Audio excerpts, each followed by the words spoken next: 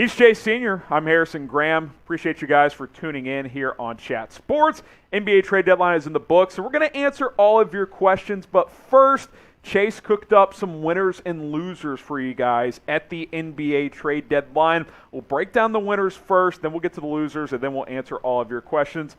All right, Chase. So obviously, the big Harden-Simmons trade, you think both could be winners, and I actually think this could be a possibility. Yeah, I do. And some people might say, they can't be both winners because both were involved in a trade. Let me break it down. So Joel Embiid is a leading NBA MVP candidate. You have to maximize his prime.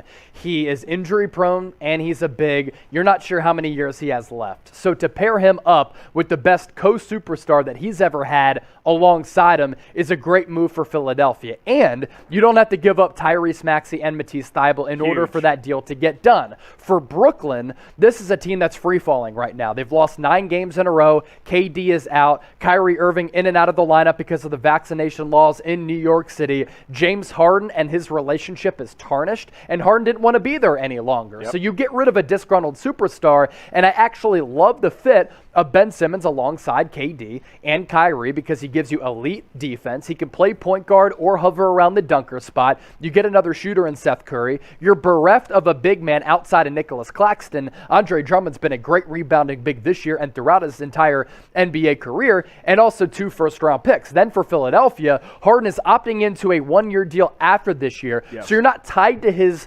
dollar figures long term, which I think is good for Philadelphia, and both teams are still going to be able to compete in a wide open Eastern Conference. That's my point of view and my thoughts as to why I think both are winners. I love Harden opting in. It gives you like a 1.5-year trial. Yeah. If after next year you're like, he's running out of steam, you let him go. No big deal.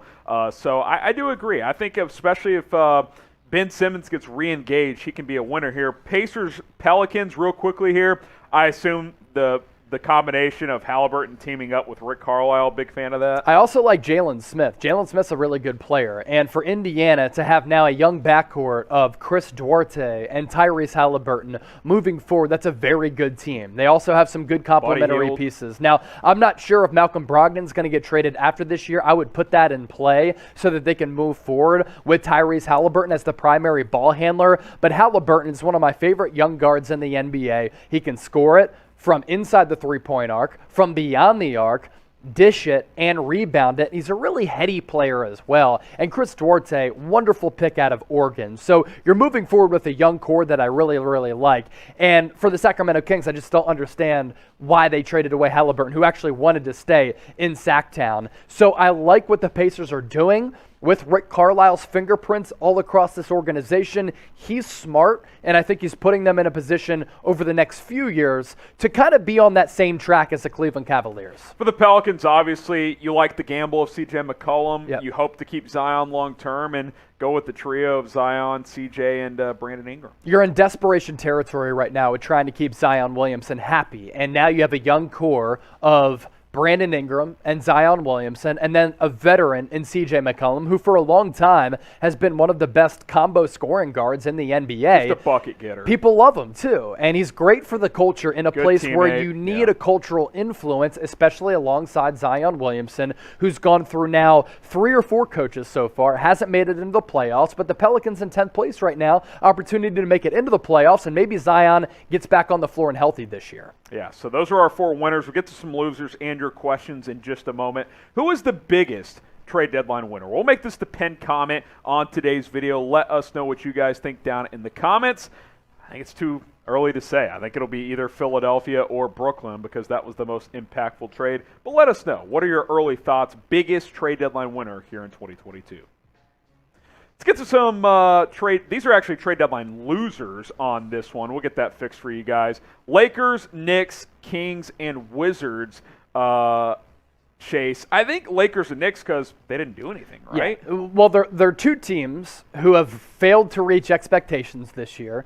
2 teams who have a lot of expensive players on that roster, and both teams have been just flat out bad this year. And they didn't make any moves to upgrade their rosters at the NBA trade deadline. For Los Angeles, you're holding on to Russell Westbrook, and that experiment this year has been an absolute disaster. All of our worst fears when that move was made have come into light and they've become reality. And it's been even worse, than we thought. I didn't think they'd be 4 games below 500 at the trade deadline. And now LA is going to look to the buyout market, but nobody's really going to move the needle much on that buyout market. No. And honestly, the same thing that we just said for the Los Angeles Lakers can be applied for the New York Knicks as well. Julius Randle has been unhappy. They don't have a playmaking guard, and they didn't get one through the trade deadline. Do they look to free agency to try to improve that roster? Maybe, but the Knicks have been mediocre to bad all year, and what's going to change from here on out? Yeah, it's the Knicks standing pat makes no sense. Yeah. Either try to get a piece to help you win or unload some of your talent and get some future assets. I think that's a bad move. Sacramento, we continue to be puzzled about what their direction is moving forward. We talked about the Halliburton trade. I like Sabonis, but you kept Rashawn Holmes. I don't think they really fit together. Yeah. And then Washington, you didn't trade Beal. Now he's hurt. And you're going to lose him. I put the Wizards on this list because I think this furthers Bradley Beal just being unhappy and wanting to leave Washington. For Sacramento, you're building around the wrong guard in De'Aaron What's Fox. the plan with Porzingis, too? Yeah. I don't know what that's all about. Subscribe to the channel. We'll get to your questions momentarily. NBA news, rumors, trades, free agency coverage. We'll probably cook up some mock drafts coming up pretty soon as well. 100% free. We have you guys covered all year long. Let's go to R-Dubs, Warriors buyout options.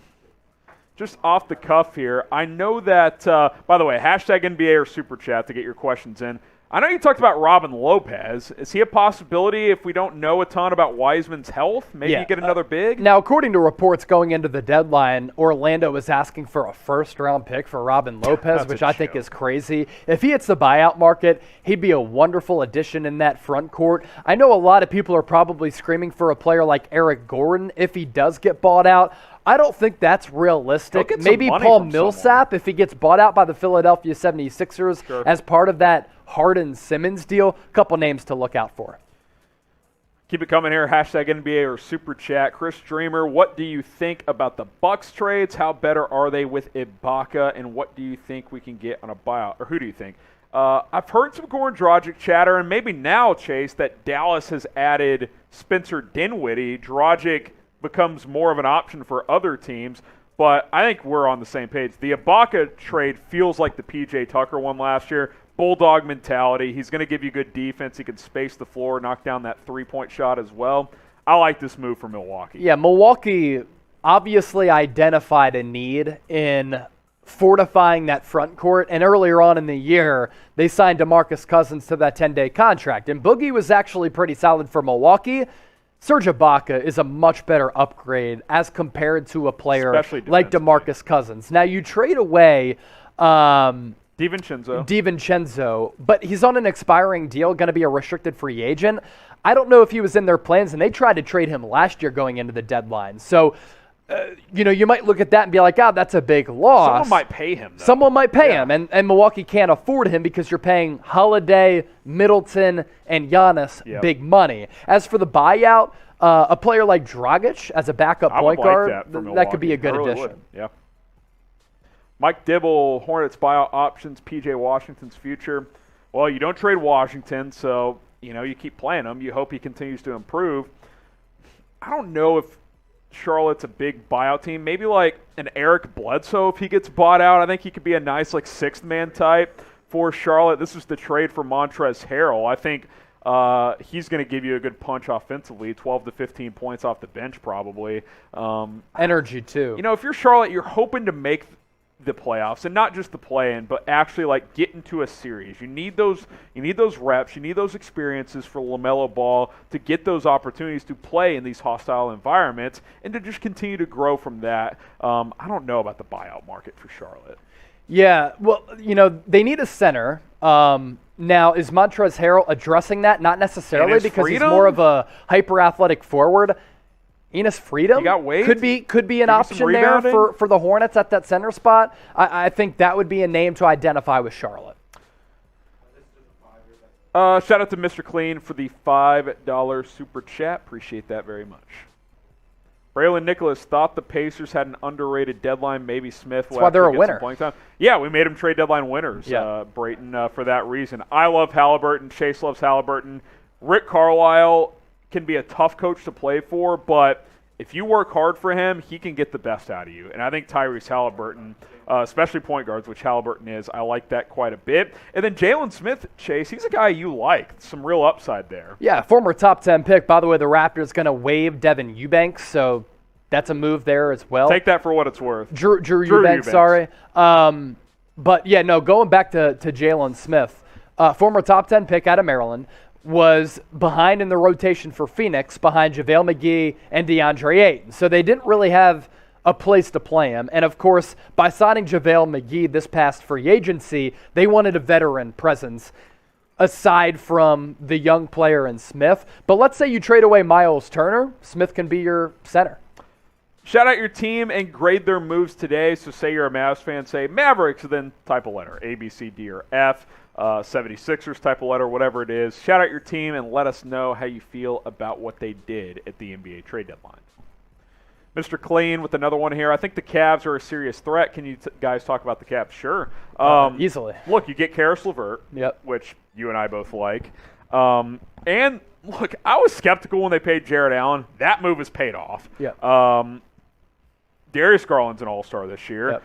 What if who's the other guard that's hurt? Is he Colin Sexton. Could he come back this year, or is he done for the year? No, he's probably out for the year. But it doesn't really matter because without Sexton, Darius Garland has elevated to a status where he's going to be an all-star this year. And I think they're going to trade Sexton this offseason. He's eligible for a contract extension. I don't think Cleveland's going to sign him to that. Trade him for a first. I think they're going to give big money to Darius Garland. Evan Mobley, as a first-round draft pick, can be a franchise-changing player. I really like Isaac Okoro as well. And let's give credit to Kevin Love. I was just going to say that. Awesome. Kevin Love's been really good. Sixth Man of the Year candidate? In the front court as a guy who's really revived his career to a certain degree.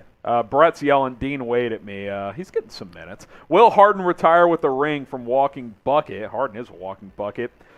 You kind of feel like this year and next year might be his last chance. Like, can him and Embiid bring one home to Philadelphia? Look, he's come up short in the playoffs a lot individually. I think if Chris Paul doesn't get hurt back in, 2018, 2019, they might have won the championship. They would have taken on the Cleveland Cavaliers in LeBron's final year in Cleveland. That was a great opportunity for him to get a ring. Now it's another great opportunity aside from last year as well when he went down, Kyrie went down, and then when Harden came back alongside KD in that second-round series, he just wasn't the same.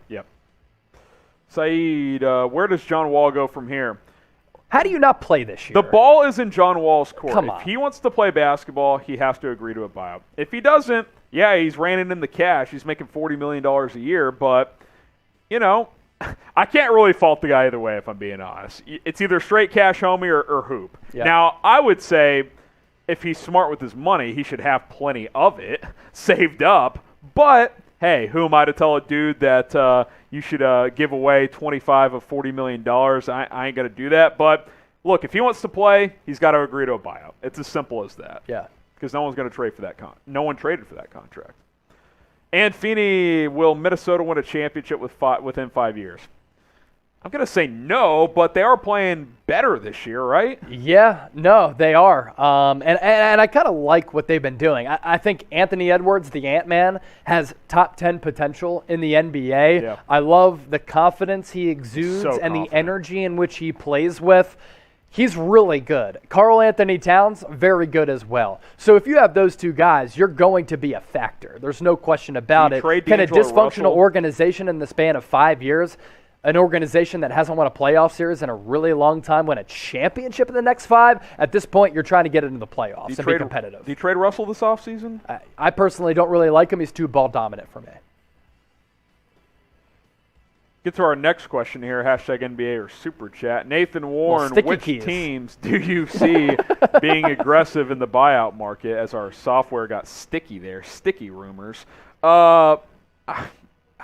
Lakers should be. Contending teams. Knicks, Lakers, maybe the Warriors, although I like their roster a lot. Maybe the Miami Heat. But I like their roster too. They've done a great job building. The biggest name to watch is Goran Dragic. Where does he end up? So we'll see. KS, would you rather have taken Dragic, Boucher, picks, etc. for KP, or the Wizards trade and hope to get Dragic in the buyout market? You answer that one, brother. probably what they did, honestly. I don't think Boucher does enough for me if I would have gone that route. Now, it's no guarantee with Bertans and Dinwiddie. They've been banged up in the past. They aren't having their best years. But, again, Porzingis, they just couldn't trust his health. So you get out of that contract. Sure, Bertans has kind of a tough contract, but Dallas was clearly willing to go this route. See how it plays out. You get more depth this way, so maybe depth is the move. You pray Hardaway gets healthy for the playoffs. We'll see how it plays out. Yeah. Caden Kroos, does playing with Dame entice enough to get some big names this offseason?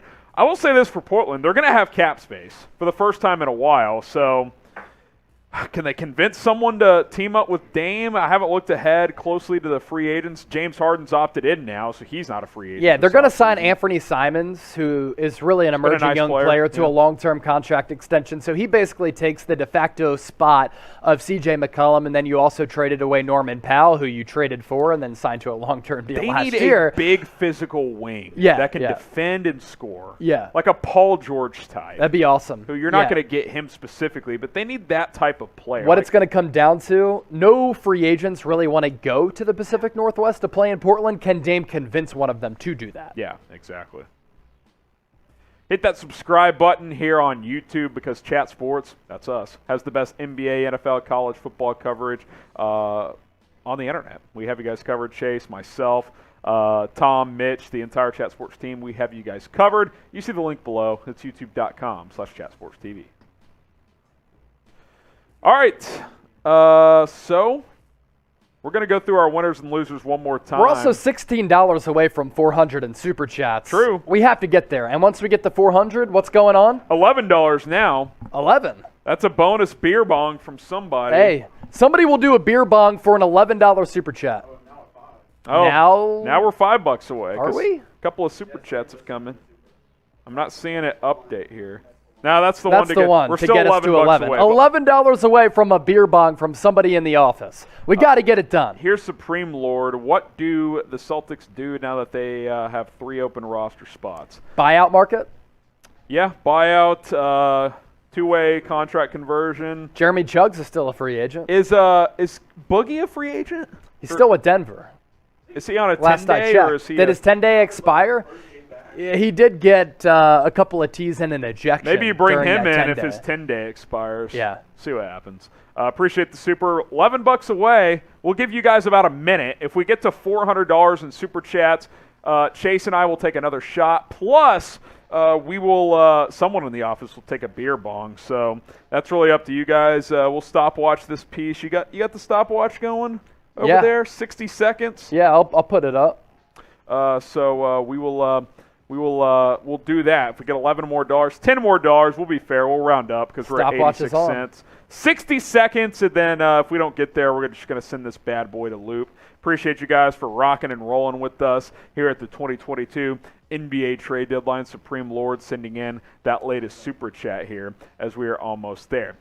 Get the chat going. Who was the biggest NBA Trade Deadline winner? Let us know down in the comments. How about Mike Dibble is the biggest NBA Trade Deadline winner?